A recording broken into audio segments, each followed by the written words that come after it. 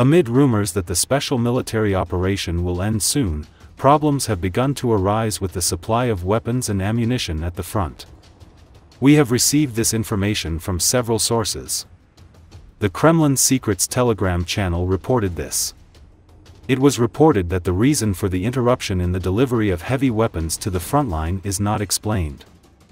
Ammunition is no longer being delivered, and the delivery of drones is also delayed. There are currently reserves, but they will not be enough for a long time. Why don't they tell us that the ammunition has not been delivered? As if the war has already ended, a source at one of the headquarters in Donetsk said. Sources in the Kursk region also noted a decrease in the offensive of the troops.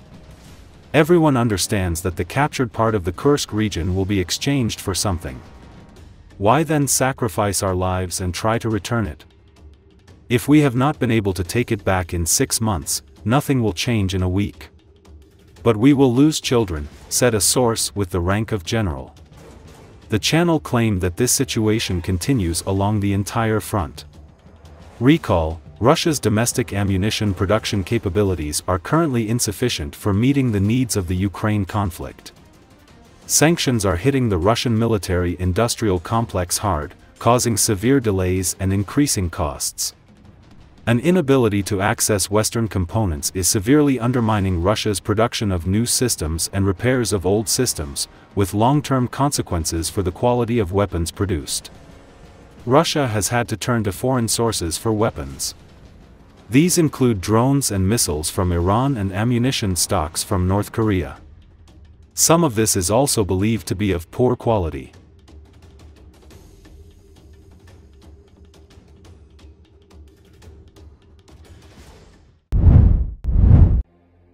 Responding to reporters' questions about a potential visit from Ukrainian President Volodymyr Zelensky amid reports that a rare earth minerals deal is imminent, U.S. President Donald Trump said, "I hear that he's coming on Friday. Certainly, it's okay with me if he'd like to. And he would like to sign it together with me," Trump said. "And I understand that's a big deal, very big deal." According to Associated Press, 3 senior Ukrainian officials said Tuesday that Ukraine and the U.S. have reached an agreement on a framework for a broad economic deal that would include the exploitation of rare earth minerals.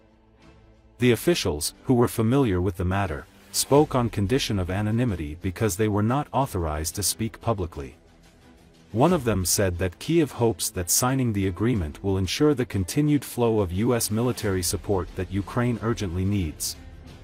The agreement could be signed as early as Friday, and plans are being drawn up for Ukrainian President Volodymyr Zelensky to travel to Washington to meet Trump, according to one of the Ukrainian officials. Another official said the agreement would provide an opportunity for Zelensky and Trump to discuss continued military aid to Ukraine, which is why Kyiv is eager to finalize the deal. Trump also told reporters he was interested in buying rare earth minerals from Russia. No, the digital tax is taking place all over Europe. They're taxing us, and they're doing other things. They're suing all our companies. Is it true that President Zelensky is coming on Friday to meet with you, and is the mineral deal sorted out? Yeah, I hear that. I hear that he's coming on Friday. Certainly, it's okay with me if he'd like to, and he would like to sign it together with me, and I understand that's a big deal, very big deal. And I think the American people, even if you look at polling, they're very happy because, you know, Biden was throwing money around like it's cotton candy, and it's a very big deal. Look, it could be $1 trillion deal, it could be whatever, but it's rare earths and other things. And look, we're spending hundreds of billions of dollars on Ukraine and Russia fighting a war that should have never ever happened. That's a war that would have never happened if I were president, and it didn't happen for 4 years. People say, how do we know that? It didn't happen for 4 years, would have never happened.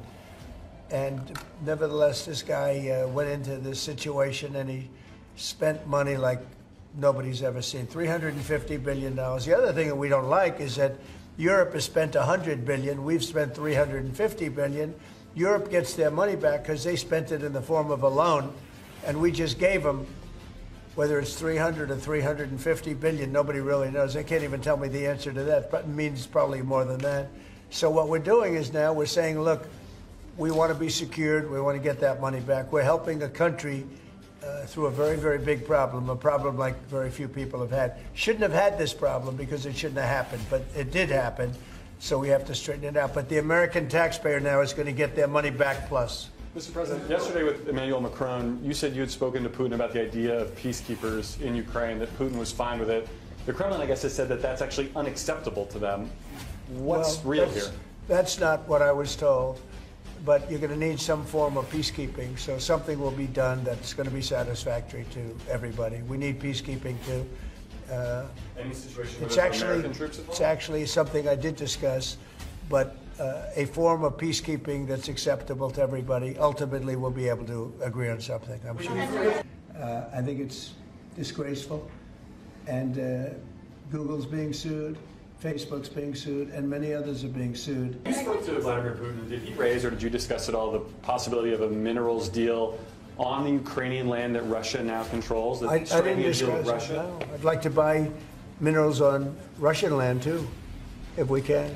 The rare earth. They have very good rare earth also. They both do. I would say that. And oil and gas. Look, it's a great thing. If we sell this, it's great for Russia too, because we can do deals there. They have very valuable land that isn't utilized. So something like that could take place, yeah. Have you put raising or lifting sanctions against Russia on the table? No, we haven't lifted any sanctions on anybody. On the table as part of any negotiation? Well, I guess it will be at some point, but right now we haven't agreed to lift sanctions on anybody. Nothing to do with the taxes, because the taxes is what's bringing all these companies in. So.